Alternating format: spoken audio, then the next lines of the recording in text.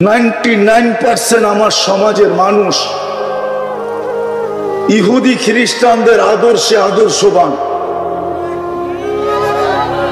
এদের সবকিছুকে ভালোবাসো, নাইলে তোমার চুলের স্টাইল এরকম হবে কেন? উম্মতে মুহাম্মাদীর চুলের স্টাইল তো কোরআনে বর্ণিত আছে যে মুহাল্লিকিনা রুহুসাকুম আও মুকাসসিরিন, চুলের স্টাইল তো কোরআনে দেওয়া আছে। মা বোনদের সাজগোজ তো আল্লাহর রাসূল শিখিয়ে গেছেন। ইসলামে কি সাজগোজ নাই? যদি সাজগোজ না থাকতো তাহলে হুজুরকে জিজ্ঞাসা করেন, আল্লাহর রাসূল সফর থেকে ডাইরেক্ট কোনোদিন বাড়িতে আসেন না। আগে কোথাও অবস্থান করতেন, বাড়িতে খবর দিতেন। আর এটার উদ্দেশ্য এটাই ছিল যে ঘরের মহিলারা যেন সাজগোজ করে রেডি হইতে পারে। এতটুক সাজগোজ করে বাড়িতে আইসা দেখতে দেরি, একজন আরেকজনকে গলা লাগাইতে যেন দেরি না হয়। তো ইসলাম তো সাজগোজ শিখাইছে, কিন্তু আমার সমাজের তো 90% মহিলারা এখন সাজগোজ করে নেট দেখা, পোশাক বানায় নেট দেখা। আমাদের পুরো সমাজটাই এখন ওদের মতো, কিন্তু তারপরে ওরা ওদের হাতে আমরা নির্যাতিত কেন? উচিত তো ছিল আমরা যখন ওদের সাজে সেজা গেলাম, আমাদেরকে বুকে লাগানো দরকার ছিল, আমাদেরকে মাথায় রাখা দরকার ছিল, আমাদেরকে আদর স্নেহ করা দরকার ছিল। কিন্তু তারপরে ওরা আমরা ওদের হাতে নির্যাতিত কেন? আপনি ফিলিস্তিন দেখেন না, আপনি মিডিয়ায় ফিলিস্তিন দেখছেন, আমার মতো তো চোখে ঘুরে ঘুরে ফিলিস্তিন দেখেন না। আপনার মিডিয়ায় দেখা ফিলিস্তিন, আমার মতো দুই চোখ দিয়ে দেখা ফিলিস্তিন আপনার সামনে নাই। রাগ হবেন না, আবার আমি অহংকারও করতেছি না। বসনিয়া আপনি মিডিয়ায় দেখছেন, 2008-এ আমি বসনিয়া দেখে আসছি। আপনি বসনিয়া আমার মতো গলি ঘুরা ঘুরা দেখেন না, বিদায় আপনার অনুভূতি আর আমার অনুভূতিতে অনেক পার্থক্য হবে। আমরা তো বেশিরভাগই ওদের সাজে সাজলাম, আদর্শে সাজলাম, তারপর ওরা আমাদেরকে বুকে নেয় না কেন? যাক, এটার সলিউশন আগে দিয়ে আগে যাইতেছি। যুবক, তোমাদের পায়ে হাত রাখি, তুমি যতই ওদের সাজে সাজো না কেন, 3/4 হাফ কোয়ার্টার, তুমি ল্যাংটা চলো না। আমাদের মেয়েরা বিকিনি পরে ঘুরুক না, তারপরে ওরা কোনোদিন আমাদেরকে আপন মনে করবে না। কেননা ওরা আমাদেরকে রূপরেখা দেখে না, ওরা দেখে জন্ম নিবন্ধনে কি লেখায় আসছে, অনলাইনে দেখে, অনলাইনে যে জন্ম নিবন্ধনের সময় ধর্মের জায়গায় কি লেখা আসছে এটা দেখে। এই জন্য আমি বলি, আমি এখনো আলহামদুলিল্লাহ মাঝে মাঝে বলি, আমার জাতিকে নিয়ে আলহামদুলিল্লাহ বলি মাঝে মাঝে। যারা টকশোতে বইয়া ইসলামের বিরোধিতা করে, ওদের কথা মনে উঠলো মাঝে মাঝে আলহামদুলিল্লাহ বলি। বলবেন কি কারণে বলেন? বলে ও টকশোতে ইসলামের বিরোধিতা করতে পারে, বটে করে, এটাই বাস্তব। কিন্তু যখন জমিন দলিল করতে যায়, ওইখানে লেখা থাকে ধর্ম কি, তো ও চুপে চুপে ইসলাম লেখা দিয়ে আসে। আপনি নেন, বাংলাদেশে যাদের উপরে আঙ্গুল উঠে সদা সর্বদা, ওলামারা আঙ্গুল উঠায় যাদের উপরে, যারা টকশোতে বইয়া ইসলামের বিরোধিতা করে, ওদের সমস্ত কাগজপত্র নিয়ে আসেন, অনলাইনে সার্চ দিয়ে দেখেন, অনলাইনে পাবেন, সব জায়গায় ধর্মের জায়গায় ইসলাম লেখা আছে। এই জন্য আমি আলহামদুলিল্লাহ বলি। তো যুবকদেরকেও বলতেছি, যতই ওদের রঙে রঙ্গ না কেন, 14 তারিখ আরো যত ধুমধামে মানাও না কেন, 31st নাইট, এরকম যতগুলা প্রথা আছে সবগুলা যদি আরো ধুমধামে করো, তারপরও ওরা তোমাদেরকে আপন মনে করবে না। কেননা ওরা অনলাইনে দেখা ফেলছে তুমি সব জায়গায় ইসলাম ইসলাম ইসলাম ইসলাম ইসলাম লেখা আসছো। এই জন্য যদিও তোমাকে এখন ধোঁকা দিতেছে মন, আমাদেরকে ধোঁকা দিতেছে যে ওদের সাজে সাজলে মনে হয় ওরা আমাদেরকে খুব আপ্যায়ন করবে, না না, আমি তো আজ পর্যন্ত 99টা ইমিগ্রেশনে কাউকে আপ্যায়ন করতে দেখি নাই। আমি তো দুনিয়ার কমসে কম আপনি নাউজুবিল্লাহ পড়লে কোনো লাভ হবে না। হ্যাঁ, লাভ হবে যদি দুটা করতে পারি, তাইলে লাভ হবে, হইতে পারে লাভ হবে, নাইলে শুধু মুখে নাউজুবিল্লাহ পড়লে লাভ হবে না। রাগ হয়ে যাবেন বলবো? হ্যাঁ, এই দয়াপুরেও তো প্রতিবাদ করা হয়েছে না, হয় না? ফিলিস্তিনে ইসরায়েলের বিরুদ্ধে প্রতিবাদ হয় নাই? হ্যাঁ, কিন্তু যেদিন থেকে যুদ্ধ আজ পর্যন্ত একজন আমাকে হাত উঠায় বলুক যে প্রতিবাদের পরে কন্টিনিউ আজ পর্যন্ত ডেলি রাত্রে 2 রাকাত সালাতুল হাজাত পড়া আল্লাহকে এই কথা বলছে যে মালিক প্রতিবাদ তো করলাম 7 সমুদ্র 13 নদীর এই পার থেকে, কিন্তু এখন আসলাম আপনার কাছে অভিযোগ করার জন্য। এরকম ডেলি 2 রাকাত সালাতুল হাজাত পড়ছে কয়জন আছে আমাকে হাত উঠায় বলতে পারবে? মনে হয় রাগ হয়ে গেলেন, ঠিক না? না না, রাগ হয়ে গেলেন না। আমার ওয়াজই তো ঠান্ডা, আমি তো গরম করতে শিখি নাই। কয়জন হাত উঠাইতে পারবেন বলেন? কিন্তু উচিত তো ছিল যেদিন প্রতিবাদ করছি প্রথম দিন, ওই দিন প্রতিবাদের ভিতরে বক্তৃতার ভিতরে এটাও বলা দরকার ছিল, ভাই প্রতিবাদ করলাম তো ঠিক আছে, কিন্তু রাত্রে কিন্তু অভিযোগ জানাবো আল্লাহকে। এটা তো উচিত ছিল, কোরআনের শিক্ষা ছিল। ওয়াস্তাইনু বিসসাবরি ওয়াসসালাহ। আরেকটা বললেও তো কেউ হাত উঠাইতে পারবে না। এটাও তো আল্লাহ রসুলের শিক্ষা ছিল। আর সাদকাতু তারুদ্দুল বালা, প্রতিবাদের সাথে সাথে তো এই 2টা স্লোগান দেওয়া, এই 2টা কথা বলা দরকার ছিল আমাদের জাতিকে, যে আজকের থেকে ফিলিস্তিনের জন্য 2 টাকা সদকা করি। আল্লাহ রসুল বলছে সদকার ভিতরে পাওয়ার আছে। এইখানের কুমিল্লার যুবকরা আমার কথা একমত হবে, ওদের একটা কোডওয়ার্ড আছে, মারমু এইখানে পড়বি যায় আরেকখানে। ওই জিজ্ঞেস করেন, আমি পুরাটা বললাম না, ওদেরটারে একটু ঘুরে গাড়ায় বললাম আর কি। মারমু এইখানে পড়বি যায় কি? হ্যাঁ, আরে না, আমি ওদেরটা বললাম ঘুরে গাড়ায়। আমরা যদি এইখানে সৎকা দিতাম, হইতে পারতো সৎকা দিতাম এইখানে, এটার প্রভাব যায় পড়তো ইসরায়েলে। আমরা তো দেই নাই। রাগ হয়ে গেলেন? এই জন্য বেড়ে দোস্ত শেষ জায়গায় চলে আসছি। আসেন, আজকে মুসলমান নির্যাতিত, इस घर को आग लगी है इस घर के चिराग से, मुझे अपनों ने लूटा गैरों में कहां दम था, मेरी किश्ती वहां डूबी जहां पानी कम था।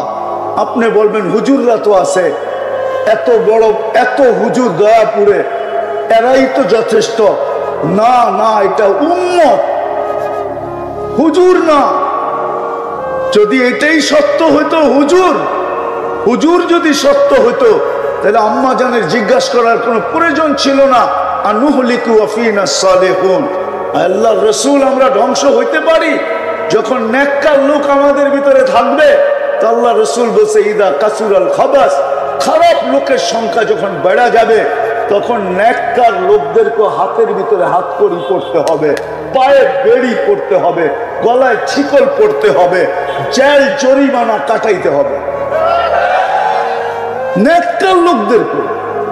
এটা উম্মত উম্মত উম্মত উম্মত যদি না হতো তাহলে আমি বলতাম না।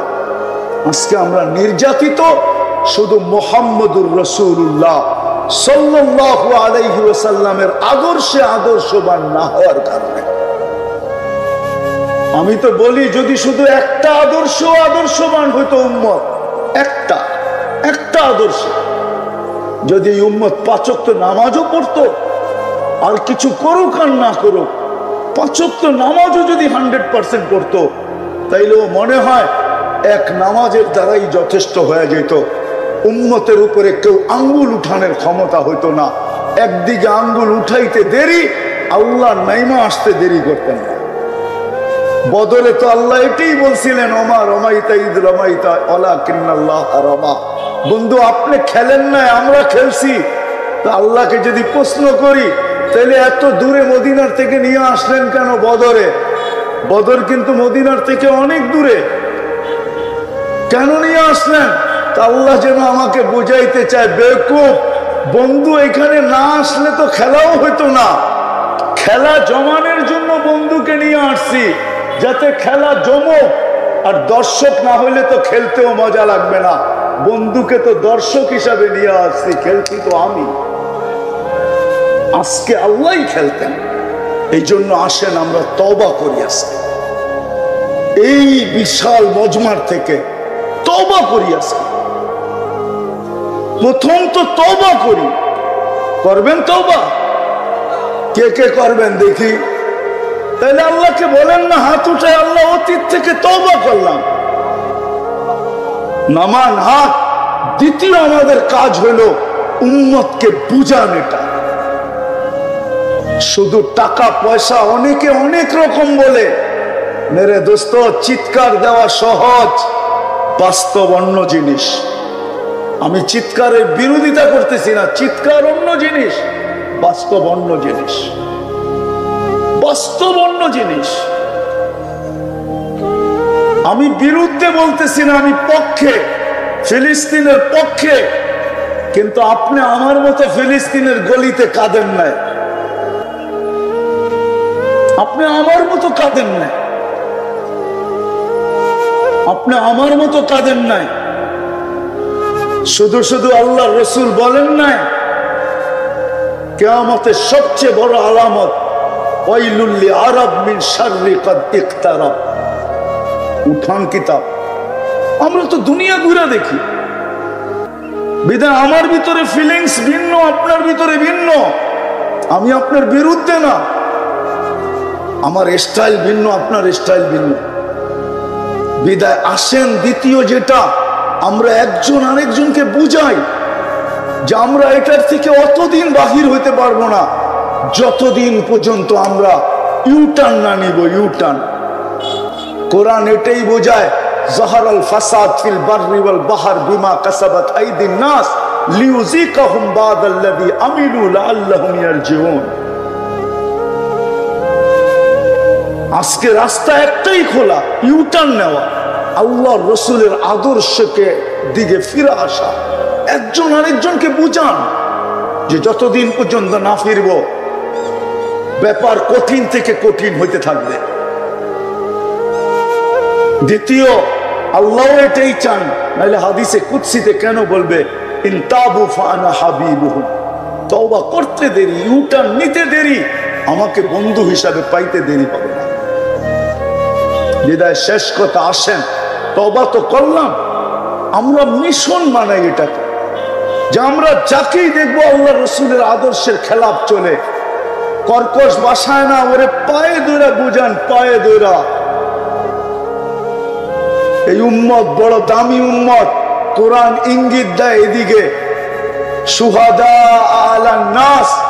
কিয়ামতের দিন এই উম্মতকে আল্লাহ নিজের পক্ষে, নিজের পাশে আল্লাহ দাঁড় করাবে। কিয়ামতের দিন এই উম্মত মাঠে দাঁড়াবে না, ইল্লা মাশা আল্লাহ। যে উম্মত হয়ে দুনিয়ার থেকে যাবে, ওকে আল্লাহর পাশে আল্লাহ দাঁড় করাবে সাক্ষী হিসাবে। সাক্ষী জালালউদ্দিন সুয়ুতী রহমতুল্লাহ আলাইহি লেখছেন, মাঠে দাঁড় করাবে না, স্টেজে দাঁড় করাবে। স্টেজে আল্লাহর পক্ষে দাঁড়াবে। কেউ আল্লাহর উপরে, নূহ আলাইহিস সালামের উম্মত আঙ্গুল উঠাবে আল্লাহর উপরে, জবাব তো আল্লাহ দিবে না। কেননা এক জায়গায় কিতাবে লেখা পাইছি, মান কাল্লামাহুল্লাহু লাম ইউআযিব, যার সাথে আল্লাহ কথা বলবে তাকে শাস্তি দিবে না।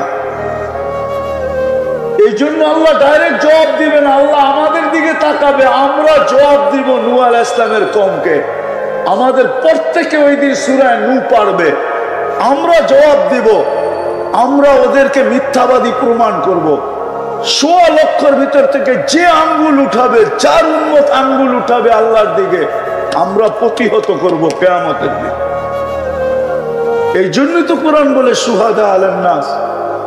তখন যদি আমি আল্লাহকে জবাব করি, প্রশ্ন করি, আমাদেরকে তো আপনার পক্ষে নিয়ে নিলেন, আমাদের পক্ষে কে? তা আল্লাহ বলে ওয়ার রাসূলু শাহীদান আলাইকুম, তোমাদের পক্ষে আমি বন্ধুরে দিয়া দিলাম, যাও। বন্ধু কিয়ামতের দিন তোমাদের পক্ষে, তোমরা আমার পক্ষে। আসেন, তওবা যখন করছি, আসেন আজকে অঙ্গীকার করি যে আমরা আল্লাহ রসুলের আদর্শের উপরে চলবো, আর মানুষকে পায়ে ধরে আল্লাহ রসুলের আদর্শ শিখাবো। করবেন ইনশাআল্লাহ? হ্যাঁ, সর্বশেষ আজকের থেকে নামাজ ছাড়বো না। আল্লাহ রসুলের সবচেয়ে বড় আদর্শ নামাজ। আর দুটা তো বলেই দিলাম যে আজকের থেকে চলেন, যতদিন পর্যন্ত সমাধান না হয় 2 রাকাত সালাতুল হাজাত ফিলিস্তিনের জন্য পড়বেন।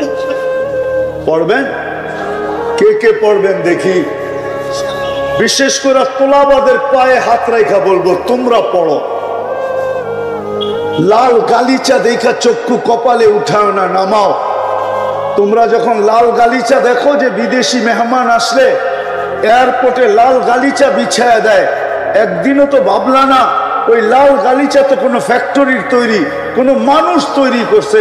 24 ঘন্টা তো তোমার পায়ের নিচে ফেরেশতা তার পরের গালিচা বিছায়, এটা কি কোনোদিন চোখে দেখো না? তোমাদের পায়ে হাত দিয়া বলি, তোমরা ডেলি পড়ো। তোমরা বড় কাছের আল্লাহ। তালেবে ইলমদেরকে বলতেছি, তোমরা পড়ো, প্রতি রাত্রে ওইটা পড়ো, একটা কান্নার রোল বানাও। এমদাদুল উলুমে একটা রুল বানায় দাও, আল্লাহকে মানাইতে চেষ্টা করো। হতে পারে তোমাদের চোখের পানি এইখানে চড়বে, আর এমন কিছু একটা ইসরায়েলের উপরে যায় পড়বে, সকালবেলা সূর্য যখন উঠবে এমন এক খবর নিয়ে উঠবে যে সারা দুনিয়া মুসলমান খুশিতে ফাইটা পড়বে, আর সমস্ত মিষ্টির দোকান খালি হয়ে যাবে। হতে পারে। আর দ্বিতীয়, আজকের থেকে নিয়ত করি ডেলি 2 টাকা সাদকা করব। করবেন? কে কে করবেন? নামান। যদি এই মুহূর্তে চাই নগদ দিবেন। হ্যাঁ, ফিলিস্তিনের জন্য সদকা স্বরূপ। এটা ফিলিস্তিনে যাবে না, এখানে পাঠানোরও কোনো ব্যবস্থা নাই। এটা এই মাদ্রাসায় যদি কোনো সদকার ফান্ড থাকে তো এইখানে ব্যবহার হবে। দিবেন? হ্যাঁ, কে কে দিবেন দেখি? যে আজকের থেকে আমরা শুরু করলাম। আপনি ইচ্ছা করলে দিয়া দিতে পারেন, 50 দিনেরটা দিয়া দেন, 2 টাকা করে 100 টাকা হয়। হ্যাঁ, 50 দিনেরটা দিয়ে আপনি অপেক্ষা করেন, কেননা সৎকার ভিতরে পাওয়ার আছে। আজকে চলবে স্বাধীনতা আছে বিদায়, ইচ্ছা স্বাধীনতা আছে বিদায়। আজকে চলবে, কালকে চলবে কিভাবে বল?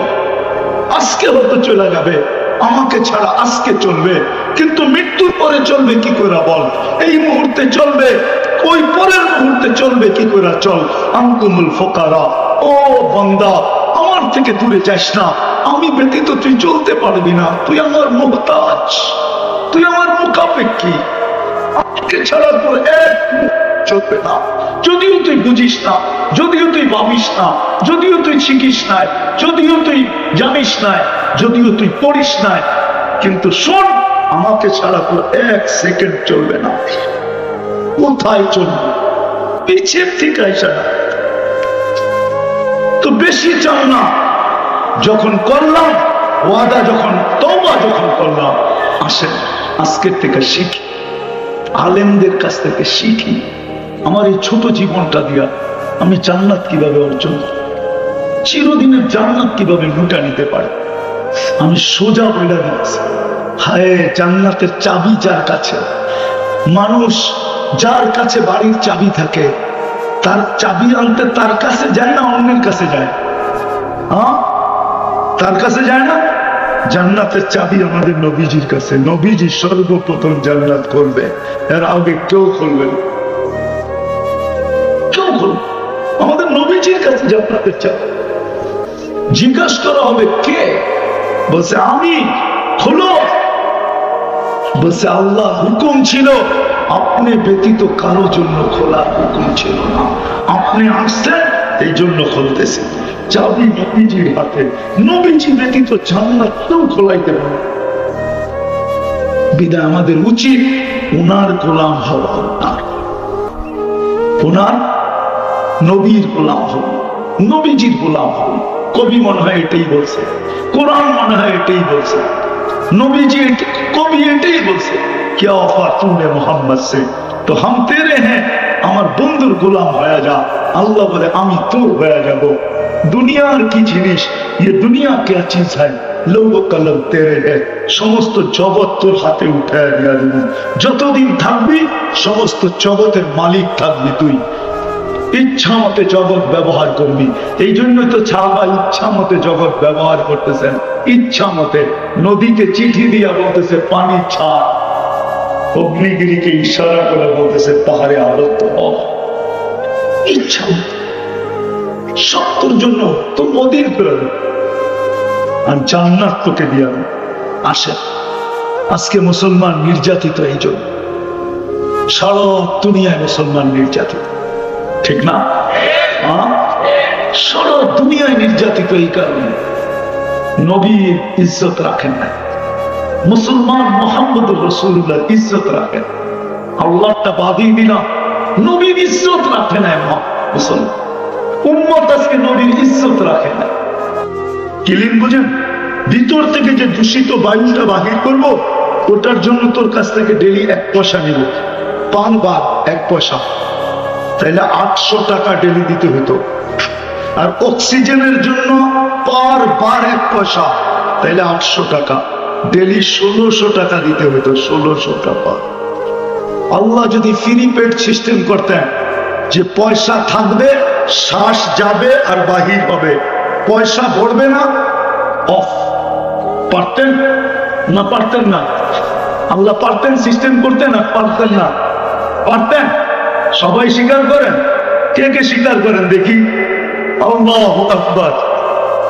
মানুষ যদি পারে যে বিদ্যুতের কার্ড ভরতে হবে, টাকা থাকবে তো বিদ্যুৎ চলবে, টাকা শেষ বিদ্যুৎ সাথে সাথে অফ, তাইলে ওই আল্লাহ পারেন না? যে আল্লাহ এই ব্রেনটার ভিতরে এরকম সিস্টেম বানানোর ক্ষমতা দিছে, এই সিস্টেম কাঠটা দিয়ে বানাইছে, আল্লাহর দেওয়া ব্রেন দিয়ে, তো আল্লাহ পারে? আল্লাহ যদি করতেন যে এই সিস্টেম পয়সা ভরা থাকবে, হায় হায়, আল্লাহ যদি টাকাও দেখায় দিতেন যে আল্লাহ বিদ্যুতের তো অফিস আছে, ওয়াসার তো অফিস আছে, সিটির তো অফিস আছে, আপনার অফিস কোথায়? আল্লাহ যদি বলতো যে অফিস দেখায় দিত, যা, তাইলে মসজিদে ডেলি লাইন ধরা থাকতো, আর কমিটিওয়ালারা সারা দিন বোঝা থাকতো যে মসজিদ কমিটিকে দিয়ে আসবি, মাদ্রাসায় দিয়ে আসবি, দুটাই হলো আমার সেন্টার, ওইখানে জমা করবি, তাইলে শ্বাস চলবে, নাইলে চলবে না। তাইলে তো লাইন ধরে খাড়ায় থাকতেন।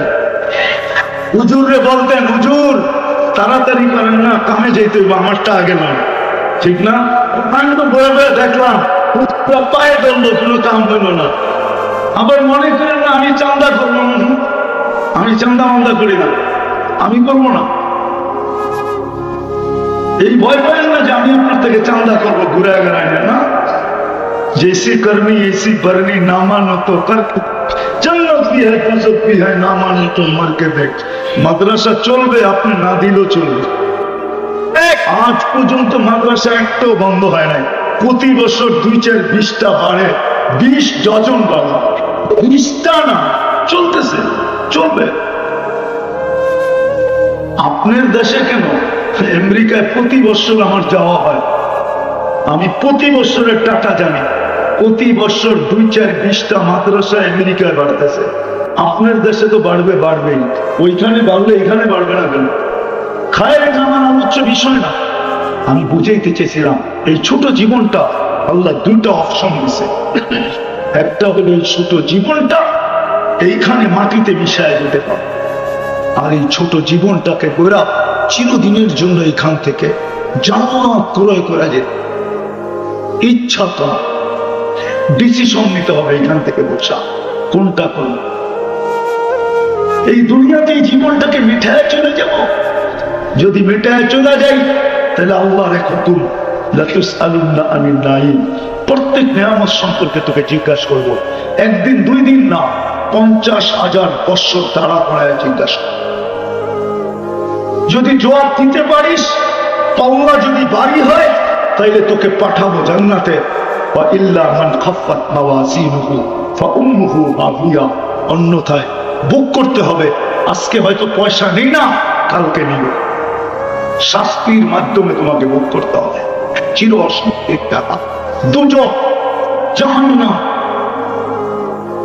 যেটাকে হাজারো মানুষ কাঁপায় দিছে, হাজারো মানুষের দিল কাঁপায় দিছে, হাজারো রাজাকে পাগল বানায় ফেলছে, হাজারো যুবক পাগল হয়ে গেছে।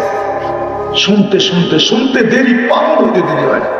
আর আরেকটা আছে ইচ্ছা, তোমার স্বাধীনতা দিলাম, ইচ্ছা, অপশন।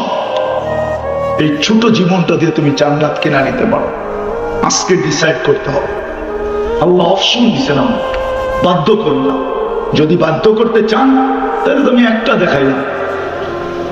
আল্লাহ ফ্রি পেড সিস্টেম করতে পারতেন, করেন। আল্লাহ কাউকে বাধ্য করবেন।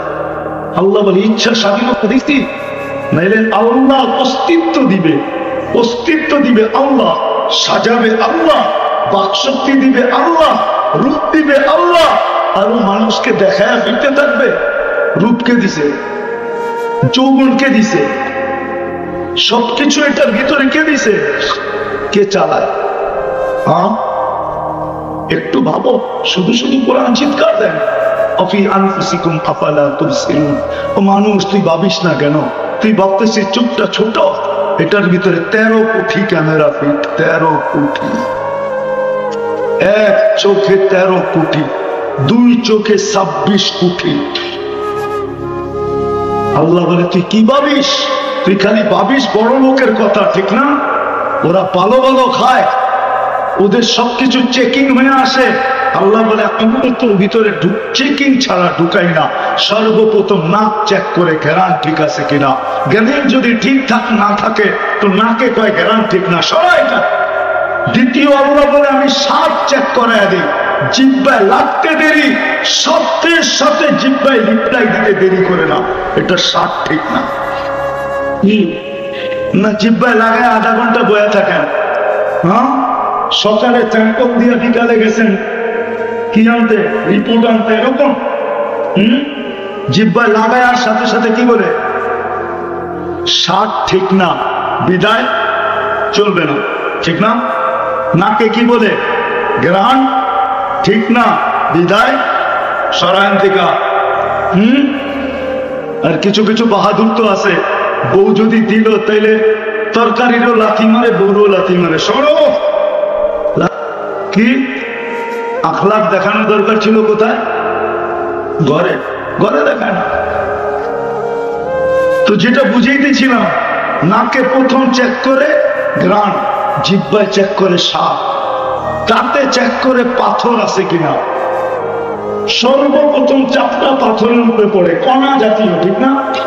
হ্যাঁ চেক করে না, করে না লাগলেই যে মনে এটা ঠিক আইলো, ঠিক না?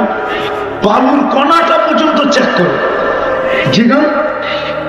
হ্যাঁ আমি প্রমাণিত, যারা জর্দা খায় না, পান খায় না, ওরা জর্দার ভিতরে বালুর কণা থাকলে ওটা পান চালাইলে বোঝা যায় যেটার ভিতরে বালুর কণা আছে।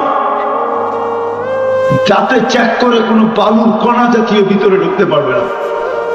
চতুর্থ চেকিং, চতুর্থ চেকিং। আর জিহ্বা আবার উল্টায় চেক করে যে সুতা জাতীয় কিছু ভিতরে যেতে পারবে না, চুল জাতীয় কিছু যেতে পারবে না। আল্লাহ চেক করে তারপরে ভিতরে ঢুকাইতে দেয়। ওই আল্লাহ আমাদেরকে ইচ্ছা স্বাধীনতা আছে। আজকে কিচ্ছু বলবে না। এই জন্য তো আল্লাহ দৃষ্টি আকর্ষণ করছেন, তুই খালি ডাইনে বামে দেখা চলিস, তাই না? মাঝে মাঝে আকাশটা দেখো চলিস। আল্লাহ আকাশ দেখো কেন? আকাশটা দেখার উচ্চতা দেখ, আমার তোর দুনিয়া জানে এটাকে আমি খুঁটি ছাড়া দাঁড় করায় রাখছি। আকাশকে যদি খুঁটি ছাড়া দাঁড় হইতে বাধ্য করতে পারি, তো তুই তো একটা 6 ফিটা মানুষ, 6.5 ফিট ওয়ালা মানুষ, বেশি লম্বা হইলে 7 ফিট, ঠিক না? আবার 7 ফিট হলে বেশি ভালো দেখা যায় না, ঠিক না? হ্যাঁ কি কোন কি মনে হয় বুঝাইতে পারলাম না? হ্যাঁ 7 ফিট আলাদা যদি 5 ফিট আলার কাছে যায় তো ও তো একটা সিঁড়ি দিয়ে ওর গলায় ধরতে হইব, ঠিক না? সিঁড়ি ছাড়া তো ধরতে পারবো না, ঠিক না? কেননা 2 ফিটের দূরত্ব না, মনে হয় বুঝাইতে পারি না, ঠিক না? বুঝাইছি 14 তারিখ পুজো, এটা বুঝো না, ঠিক না? পুরুষ যদি 7 ফিটের হইল আর যদি 5 ফিট আলার কাছে গেল তো 5 ফিট আলায় কোনো তোর গলা ধরবো কেমনে? আগে সিঁড়ি আনি তারপরে। তাহলে 7 ফিট কাউকে বানান না, 6.5 ফিট, এতটুকু একটা মানুষ। আল্লাহ বলে আকাশটাকে যদি বাধ্য করতে পারি তোকেও বাধ্য করতে পারতাম, কিন্তু ইচ্ছা স্বাধীনতা দিছি, এই জন্য বাধ্য করবো না। আল্লাহ আমাদেরকে বাধ্য করেনি।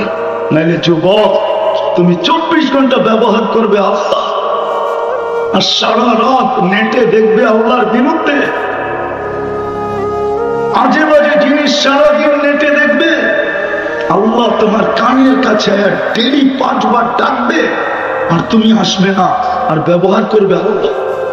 ইচ্ছার স্বাধীনতা দিছে, বিদায় অপশন 2টা। এই ছোট জীবনটাকে এই মাটির ভিতরে মিশায় হেরা চলে যেতে পারে, কিচ্ছু বলবে না। আর ইচ্ছা এই ছোট জীবনটার বিনিময় চিরদিনের জান্নাত কিনতে পারে। কোনটা কিনবে? মা শুধু মুখ দিয়ে বললে তো হবে না, অনেক সময় মুখের আর মনের মিল না থাকলে নিজের মনও বলে তুই তো মিথ্যাবাদ, তোর মুখে একটা মনে আর একটা। শরীয়ত এটা বলে, আব্দুল কাদের জিলানী রহমতুল্লাহ আলাইহি বলে তোর মুখটা মুসলমান বটে কিন্তু তোর মনটা মুনাফিক। মিল থাকতে হবে, শুধু মুখ দিয়ে চাই বললে চলবে না, মিল থাকতে হবে। চান মনের থেকে কি চান? জান্নাত না এইখানেরটা? মুসলমান অন্য কেউ চাইলে যেতে পারে, এই ছোট জীবনটাকে এখানে বিলীন করা। ওকে আল্লাহ বলিয়ে দিচ্ছেন যে এই ছোট জীবনটা খাতায় লেখা হয় না, আমাদের বিরুদ্ধে লেখা। একটা যতক্ষণ পর্যন্ত প্রাপ্ত বয়স্ক না হয় ততক্ষণ পর্যন্ত এই সময়টা 15 বছরের সময়টা আমাদের বিরুদ্ধে 1 জাররা পরিমাণও লেখা হয়, পুরাটা আমাদের পক্ষে লেখা হয়। আর পুরাটার ভিতরে একটা টানে লেখা হয় নিষ্পাপ, নিষ্পাপ, নিষ্পাপ। তাই আল্লাহ এটা মাফ করতেন। দ্বিতীয়, যতক্ষণ আমরা ঘুমায় থাকি ততক্ষণ কলম আমাদের বিরুদ্ধে লেখে, কিচ্ছু লেখে, কিচ্ছু বিরুদ্ধে যায়। ঘুমের ভিতরে চা করুন, কি স্বপ্নে আমরা অনেক কিছু করি না, অনেক কিছু দেখি না, এটা লেখা হয় না, বিলকুল মাফ। তাইলে আল্লাহ এই উম্মতকে এরকম মাফ করতেন না। আল্লাহ বেশি চায় না এই উম্মত বড় প্রিয় আল্লাহর কাছে। আপনি জানেন না আল্লাহর কাছে আপনি কতটুকু প্রিয়, আপনি জানেন না, আপনি বুঝবেন না, আপনি বুঝবেন না। কেমনে বুঝাবো আমি? আমার কাছে তো জাদু নাই, জাদু থাকলে আমি বুঝাইতে পারতাম। মান আরাদা আন্নী নাদাইতুহু মিন করিব। জানি না ওলামা মানবে কি মানবে না, আবার কেউ বিরুদ্ধে লেখা দেবে কিনা এটাও জানি না, কিন্তু হাদিসের শব্দ এটা বলে মান আরাদা আন্নী নাদাইতুহু মিন করিব। বান্দা যখন আল্লাহর থেকে বিমুখ হয় তো আল্লাহর কাছে থেকে আইসা, যেমন ছেলে যদি রাগ করে চলে যেতে চায় তো মা পানি মুছতে থাকে আর পিছনে যে পিঠ ধোয়াইতে থাকে, কই যাস আমার তুই, কই যাস বাড়ি তুই, কই যাস? সত্য তো, সত্য তো। আরেকটা নাইলে নাই বললাম, ওটা তো আর এখন হয় না, এক সময় হইতো, এখন আর হয় না। এখন কয় তুই গেলে কতজন পামু, ঠিক না? মনে হয় বুঝা লাইছে, ঠিক না? তুই গেলে কতজন পামু, কারে রাখ রাখ, তুই গেল আমি কতজন পামু, ঠিক না? এখন তো এরকম চলতেছে, ঠিক না? মনে বুঝা লাইছে, চালাক তো সব 14 তারিখে মাস্টার তো না বুঝা যায় কই, ঠিক না? সবাই তো 14 তারিখে মাস্টার, ঠিক না? এই জন্য ইঙ্গিত বুঝা ফেলছে। আমি এই জন্য না, হাসানের জন্য না। আল্লাহ বান্দা যখন আল্লাহ থেকে বিমুখ হয় তা আল্লাহ পিছের থেকে আয়েশা বলে ইলা আইনি মান আরাদা আন্নি না দায়িত্ব পারি। আল্লাহ পিছে পিছে আয়েশা বলে কই চল, মাকে ছেড়া কই চল। ফেরেশতা যার বন্ধু ফেরেশতা হবে আর যাকে ভালোবাসতে শুরু করবে তো কোরআন বলে নাহনু আউলিয়াউকুম ফিদ দুনিয়া ওয়া ফিল আখিরাহ। শুধু দুনিয়ায় বন্ধুর পরিচয় দিব না, মৃত্যু লগ্ন থেকে জান্নাতের গেট পর্যন্ত বন্ধুত্বের পরিচয় দিব। তুমি দেখবে আমরা কেমন বন্ধু। যখন 70-এ পা দিবে তো আহাব্বাল্লাহু ইলাইহিল ইনাবা, তো আল্লাহ ভালোবাসা বলতে থাকবে আর কতদিন থাকবি আমার কাছে আয় না। এতদিন তো শুধু দূরের থেকে দেখা হয়, চলে আয় কাছের থেকে একটু দেখা হয়। আল্লাহ তার প্রত্যাবর্তনের আকাঙ্ক্ষী হবে। আর যদি তারপরও 80-তে পা দিয়া ফেললো, ইদা বালাগা সামানিন তো লাম ইউক্তাব যানবু, 80-র পরে আর গুনাহ লেখা হয় না। গুনাহ লেখা বললে তো হুজুররা মানবো না, নাহলে তো বইলেই দিতাম। দিমু বইলা ছোট বাচ্চা 15 বছর প্রাপ্ত বয়স্ক হওয়া পর্যন্ত যত গুনাই করো গুনাহ লেখা হয় না। ঠিক 80 বছরের পরেও এরকমই বাচ্চা মনে করে গুনাহ লেখা হয় না। তারপরেও যদি 90-তে পা দিল তাহলে লেখা দেন আসিরুল্লাহি ফি আরদিহি, আল্লাহর কয়েদি আল্লাহর জমিনে আগে পিছের গুনাহ আল্লাহ পুরা মাফ করে দেন। তো বুঝাইতেছিলাম জীবনটা কিন্তু ছোট। যুবক যদি যৌবনের মূল্যায়ন না করলো তাহলে যৌবনের যে একটা মূল্য, যৌবন তো একদিন ভুলেই যাবে। কেননা যৌবন ধরে রাখার কোনো পাওয়ার ব্যাংক আসে না। আসে না? আসে কি? তুমি নেটে সার্চ দিলে পাওয়া যাবে না? না, আলাদা কিছু কয়টয় না, নেটে সার্চ দিলে পাওয়া যাবে না। যৌবন ধরে রাখার পাওয়ার ব্যাংক, বিদ্যুৎ ধরে রাখার পাওয়ার ব্যাংক তো বিজ্ঞান বানাইলো, কিন্তু যৌবন ধরে রাখার কোনো পাওয়ার ব্যাংক নাই। এটা একদিন হাতছাড়া হয়ে যাবে। কিন্তু যদি মূল্যায়ন আসতে শুনতে হবে, আওয়াজ না, আওয়াজ করলে সব উড়ে যাবে, দিলে কাঁদবে না। আমার আওয়াজে আওয়াজ নেই, মন দিয়ে শুনতে হবে। তাইলে যদি দিলে গাথে, আর নামও তো দিছে খেদমাতুল উম্মাহ, যুব সংগঠন, ঠিক না? এই জন্য বলতেছি জীবনটা কিন্তু ছোট। যুবক যদি যৌবনের মূল্যায়ন না করলো তাহলে যৌবন একদিন ধরে যাবে, কিন্তু মূল্য পাবে না। আচ্ছা চলেন যুবকের যৌবনের মূল্য কত 2-4টা দেখাই, 2-4টা দেখি আজকে এদের দিলে গাথে কিনা। যুবকের যৌবনের মূল্য কত? যদি যৌবনের মূল্য না হতো তাহলে আল্লাহ যুবককে কেন বলতো যে শাবুন নাশা ফি ইবাদাতিল্লাহ?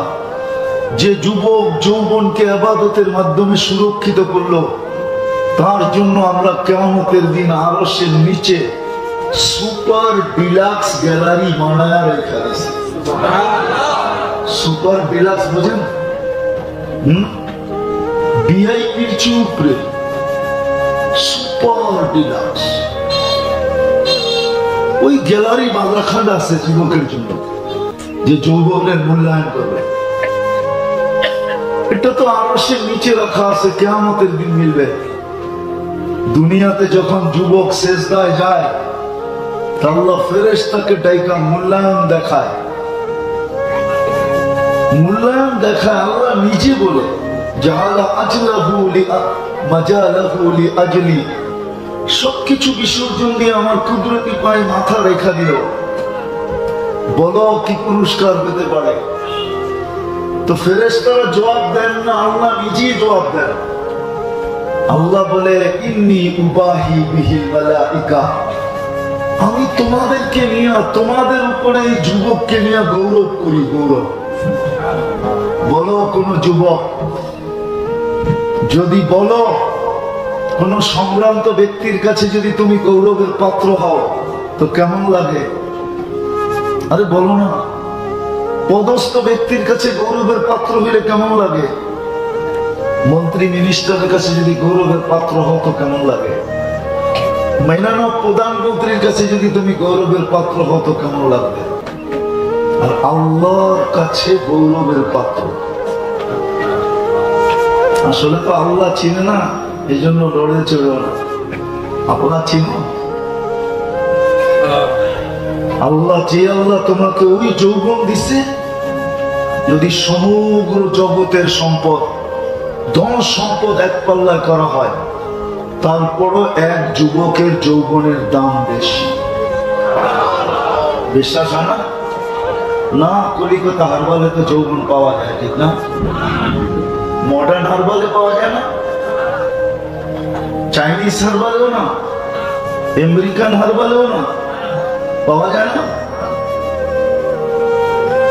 যে আল্লাহ তোমাকে যৌবন দিল, তৃতীয় লিঙ্গ বানাইল না, যৌবন দিল, ওই আল্লাহর কাছে তুমি প্রিয় পাত্র। চলো সর্বশ্রেষ্ঠটা শুনে আগে 24 ঘন্টা আপনাকে আমাকে রক্ষণাবেক্ষণ করেন, লালন পালন করেন। আপনি আপনার দ্বারা লালিত পালিত না, আল্লাহ লালন পালন করেন। গুজরাটি ভাষায় একটা প্রবাদ বাক্য আছে, বাংলায়ও বলা যায়, আল্লাহ চালায় তো চলি, আল্লাহ হালায় তো হলো। আল্লাহ চালায় বিদায় চলি, নাহলে আপনি চলতে পারতেন না। এক শ্বাস নেওয়ার ক্ষমতা নাই, এক শ্বাস। কত আর এটা বলবো, বলতে বলতে এখন পুরান হয়ে গেছে।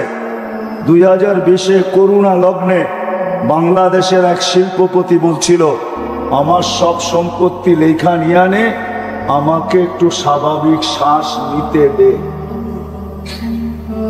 মনে হয় আপনারা নাম অনেকে জানে, অনেকে জানে, আপনারা জানেন না মনে হয়, কিন্তু আমি নাম বলবো না। মারা গেছেন উনি, বাংলাদেশের নাম করা শিল্পপতি। 2020 করোনায় মারা গেছেন। করোনা লগ্নে বলছিলেন, আমার সব সম্পত্তি লেখা নিয়ে নাও, আমাকে একটু স্বাভাবিক শ্বাস নিতে দাও। আপনাকে আমাকে শ্বাস নিতে দিতেছেন আল্লাহ। এই জন্য আল্লাহর দাবি হলো যে তোমার পছন্দের যদি মূল্য থাকে, দাম থাকে, তাইলে আমার পছন্দের মূল্য থাকবে না কেন? আমি তো তোমাকে একবার পছন্দ করি নাই, শতবার পছন্দ করছি। বিদায় আমার দাবি হলো তুমি তোমাকে জাহান্নাম থেকে বাঁচাও, আমার এই সম্পদ যেন জাহান্নামে না যায়। এটা হলো সবচেয়ে বড় ফরজ দায়িত্ব। আরে বুঝাইতে পারলাম? ভালো মতে কাছেন কিন্তু, নাইলে এটার জবাব দিতে 50,000 বৎসরও লাগতে পারে। বলবেন 60-70 বৎসরের জবাব দিতে 50,000 বৎসর লাগবে কেন? তাহলে আপনাকে আমি দেখাই, ডেলি 1,60,000 বার শ্বাস প্রশ্বাস নেন, 60 বৎসরে কতটি নিছেন? ডেলি 1,60,000 বার। মাসে কতবার? 12 মাসে কতবার? 60 বৎসরে কতবার? আল্লাহ যদি জিজ্ঞাসা করে এর বিনিময় কি নিয়ে আসছো, আগে যোগ কইরা দেখা যে 60 বৎসরে কতবার শ্বাস প্রশ্বাস নিছস, এটা আগে দেখা। তারপরে বল প্রত্যেক শ্বাসের বিনিময় কি নিয়ে আসছস। মনে হয় বুঝাইতে পারি না।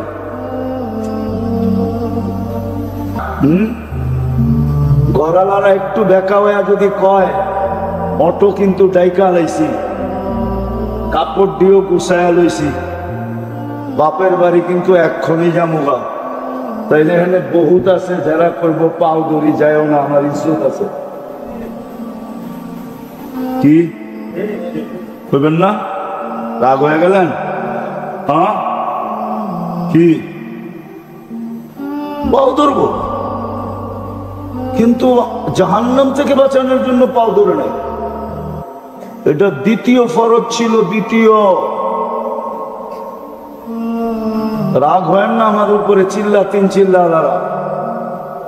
দ্বিতীয় ফরজ ছিল আপনার জন্য ঘরের মানুষের পাও ধরা।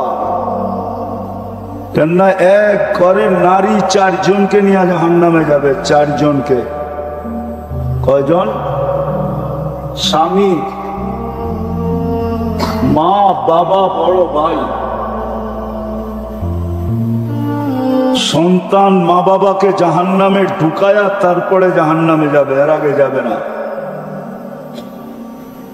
দ্বিতীয় আমাদের দায়িত্ব ছিল পরিবারের লোকজনকে, ঘরের লোকজনকে জাহান্নাম থেকে বাঁচানো। এটা আমাদের দায়িত্ব ছিল, ঘরের লোকদেরকে জাহান্নাম থেকে বাঁচানো। এটা ফরজ দায়িত্ব ছিল, ফরজ। হ্যাঁ বলবেন পাও ধরছি তারপরও হয় নাই, এই দায়িত্ব আর আপনার কাছে নাই। আল্লাহ দেখা ফেলছে, কেরামান কাতেবিন ছবি তুলা ফেলছে যে আপনি পাও ধরছেন, সাধ্য অনুযায়ী চেষ্টা করছেন। আল্লাহ বেইনসাফ না, ইনসাফ করবে আপনার সাথে। তখন আর দায় দায়িত্ব আপনার উপরে বর্তাবে না,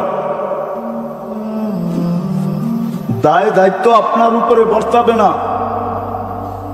কিন্তু রাগ করেন না, একজনও তো এখানে নাই, একজনও তো নাই এখানে যে সন্তানের পাও ধরছে, যে জাহান্নাম থেকে বাঁচাইতে হবে তোমাকে। এটা হলো দ্বিতীয় দায়িত্ব। তৃতীয় আরেকটা দায়িত্ব আছে, আরেকটা, এটাও ফরজ, দ্বিতীয়টাও ফরজ। তৃতীয় আরেকটা দায়িত্ব আছে, তৃতীয় আরেকটা দায়িত্ব আছে, এটাও ফরজ। নিজের পরিবেশকে জাহান্নাম থেকে বাঁচানো। নিজের পরিবেশ বুঝেন তো? নিজে যেই মহল্লায় থাকেন, এলাকায় থাকেন, ওই এলাকার পরিবেশকে জাহান্নাম থেকে বাঁচান। কেন আপনি যদি চেষ্টা না করলেন, আর যদি আযাব আসলো, তাইলে ওই কথা সত্য হবে।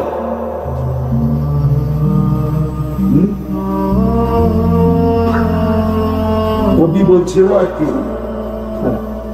লগ যায় আগার আগ, যদি পুরা মহল্লা আগুন লেগে যায়, হ্যাঁ, তাহলে সমস্ত ঘরই কিন্তু পুরার আশঙ্কা হবে, ঠিক না? সমস্ত ঘরেই পুরার আশঙ্কা থাকবে, হবে। কেননা এই মহল্লায় তো আমার ঘর একলা না, আপনার ঘর একা।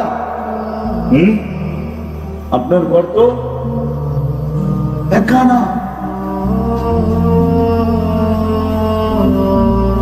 আপনার ঘর একা না। এই জন্য তৃতীয় ফরজ দায়িত্ব হলো নিজের মহল্লাকে জাহান্নাম থেকে বাঁচান। আমি আর দূরে নিলাম না, দূরে নেওয়ার অভ্যাস নাই আমার, এই জন্য দূরে নিলাম না। কমসে কম নিজের মহল্লাকে জাহান্নাম থেকে বাঁচান, নিজের ইউনিয়নকে বাঁচান, নিজের পরিবেশকে বাঁচান। এই 3টা দায়িত্ব প্রত্যেকের উপরে। কেননা আপনাকে আমাকে আল্লাহ পছন্দ করছে, আল্লাহ। এই 3 দায়িত্ব যদি পুরা না করলাম, হতে পারে কিয়ামতের দিন দাঁড় করায় দিতে পারে, আর ওই দাঁড়ানোটা 50,000 বৎসরেরও হতে পারে। আলা কুল্লুকুম রাইন ওয়া কুল্লুকুম মাসউলুনা আন রায়াতিহি। প্রত্যেকে দায়িত্বশীল। কু আনফুসাকুম ওয়া আহলিকুম নারা, তোমাকে বাঁচাও, তোমার পরিবার পরিজনকে বাঁচাও, পরিবেশওয়ালাদের মহল্লাওয়ালাদেরকে বাঁচাও, নাইলে যদি খোদাই গজব চলে আসে তাহলে সব ঘরের ভিতরে আসবে। হাদিসে ইঙ্গিত আছে আনুহলিকু ওয়া ফিনা সালিহুন ক্বালা ইদা কাসুরাল খাবাস, আমাদের ঘরেও আগুন লাগবে। কেন এই মহল্লায় আমার ঘরে একা না, আমি যতই নেককার হই, এটারও ঘোষণা দিছেন তুমিও কষ্টের শিকার হবে। এই জন্য তিনটা দায়িত্ব ফরজ আমাদের উপরে। নিজেকে বাঁচানো, দ্বিতীয় কি পরিবারকে বাঁচানো, তৃতীয় হলো নিজের পরিবেশকে বাঁচানো, মহল্লাকে বাঁচানো। আমাদের উপরে ফরজ, বাঁচাও। আজকে এই তিন কথা না বুঝার কারণে আর তিনটা না করার কারণে, এই তিনটা যদি মুসলমান বুঝতো আর তিনটা যদি করত, সমস্ত দুনিয়ার মহল্লা আলারা যদি, মুসলিম মহল্লা আলারা যদি এটা করত, তাহলে আজকে মুসলমানদের এই দুরবস্থা হতো না। মুসলমানদের যে দুরবস্থা আজকে, এটা কোনোদিন হতো না। দুনিয়া আলাদের কাছে তো মুসলমানদের পানির দাম নাই নাই নাই নাই, দুনিয়া আলাদের কাছে কামলেও মুসলমানের পানির দাম এখন নাই। কিন্তু কিভাবে নিবেন জানি না, মনে হয় এই পানি মাথার উপরে ওঠে না, পানি মাথার উপরে ওঠে না। উঠলে তো এই দুরবস্থা মুসলমানদের হইতো না। আজকে দুনিয়ার প্রেক্ষাপটে মুসলমানদের যে দুরবস্থা, 38,000 ফিলিস্তিনি মরে গেল, নারী শিশু, 38,000 মানুষের রক্ত, 38,000। বুঝবেন কি বুঝবেন না জানি না, ওলামা তো দেখতেও আসি না, দুই একজন দেখতেছি, এরা বুঝবে কি জানি না। এতগুলো মানুষের রক্ত, অথচ রক্ত জড়ে নাই, রক্ত কি জড়ে নাই। উসমান রাদিয়াল্লাহু তাআলা আনহু, উসমান রাদিয়াল্লাহু তাআলা আনহু শহীদ হয়ে গেছেন, শহীদ। বায়াতে রিজওয়ানের ভিতরে মিথ্যা খবর শোনা গেছে, উসমান শহীদ হয়ে গেছে, অথচ শহীদ হন নাই।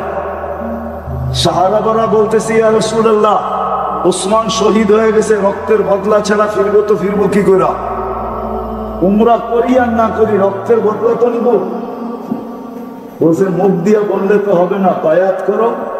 তো গাছের নিচে মরণের বায়াত করতেছে সবাই, আল্লাহ চুপচাপ, কিচ্ছু বলে না। ওহি পাঠায় দিলেই তো পারতেন, ঠিক না? যে উসমান তো মরে নাই, শহীদ হয় নাই, এটা মিথ্যা খবর।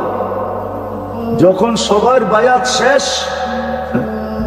তো আল্লাহ উল্টা আয়াত পাঠাইতেছে, নিয়াতুল্লাহি ফাওকা আইদিকুম, আমিও তোমাদের সাথে হাত, তোমাদের হাতের উপরে হাত রেখে দিলাম। যেখানে মিথ্যা কথার উপরে বায়াতে রিজওয়ান হইতেছে, আর আল্লাহ বিলকুল চুপচাপ, জিবরিল আইসা কিচ্ছু বলতেছে না, বরং উল্টা আল্লাহ বলতেছে আমার হাতও তোমাদের সাথে। ওইখানে 38,000 মরে গেছে, কোন দোয়া উপরে উঠতেছে না। উলামা দোয়া করতেছে, কুলাবা দোয়া করতেছে, আল্লাহ আল্লাহ করতেছে।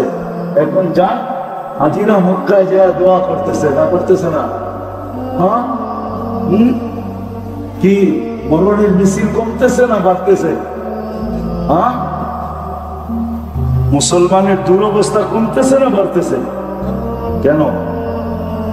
কারণ এটাই, মুসলমান বুঝে নাই যে আমার ফরজ দায়িত্ব কি? ফরজ দায়িত্ব হলো প্রথম নিজেকে জাহান্নাম থেকে বাঁচাও, পরিবারকে বাঁচাও, তোমার পরিবেশকে বাঁচাও। এই তিনটাই যদি করতে পারি, প্রত্যেক পরিবেশের মানুষ যদি দায়িত্ব নেয় যে আমার পরিবেশে একজন বেনামাজি থাকবে না, আমি দরকার হলে পায়ে ধরবো, দরকার হলে হাতে ধরবো। ও মেরে দোস্ত, রাগ হয়ে যায় না? রাগ হবে?